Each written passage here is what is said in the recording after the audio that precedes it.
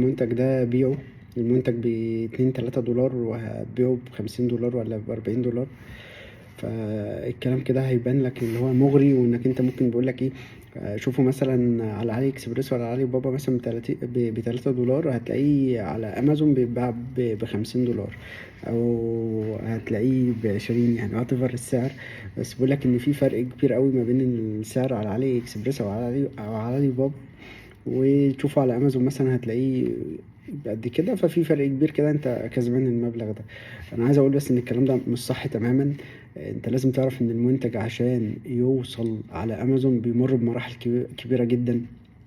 يعني انت هتشتري المنتج وشحنه، ساعات الشحن بيوصل 3 اضعاف سعر المنتج.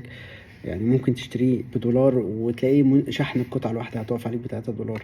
طيب خلاص انت شحنته.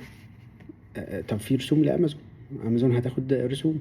طب في اعلانات على امازون، تمام. طب في تغليف لو انت هتعمل المنتج باسمك.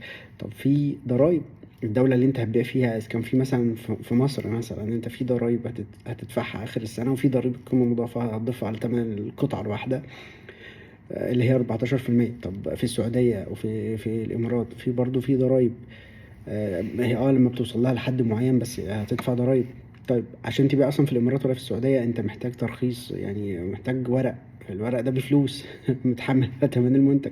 طب محتاج تبيع في امريكا او هتبيع مثلا في اوروبا، نفس الوضع، محتاج ورق، محتاج بتدفع ضرايب. الضرايب هناك في اوروبا غاليه جدا. امريكا محتاج تعمل شركه، والشركه بتحتاج تدفع ضرايب في اخر السنه، او تقدم على الاقل الاقرار الضريبي. واللي بيعمل لك الشركه واللي بيقدم لك الاقرارات بياخد فلوس، بياخد ارقام برضو. كل ده متكلف على ثمن المنتج. ما تفرحش بالكلام، ما تفرحش بالفيديو، لازم تدرس الموضوع من الاول والاخر عشان ما تلاقيش نفسك اشتريت المنتجات ومش عارف تبيعها، ومثلا اشتريتها وتلاقيك نفسك في الاخر انت بتخسر، او تشتري وفي الاخر بتدفع لامازون. امازون مش هتطلع خسرانه لاي حال من الاحوال، امازون كسبانه حتى لو انت بتخسر.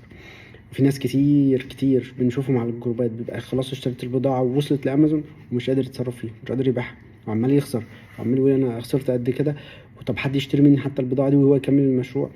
يا ريت الناس تدرس الموضوع قبل ما تبدأوا، قبل ما تعرف اي حاجة، او تجري ورا الفيديوهات دي. الفيديوهات دي عايزة مشاهدات وخلاص، او هيعلمك فعلا، بس لازم تدرس انت وتدور على المعلومة صح، وتعرف الموضوع من الاول لاخر لحظة.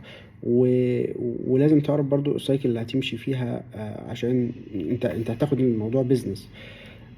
فلازم تدرس الموضوع وتفهم الموضوع.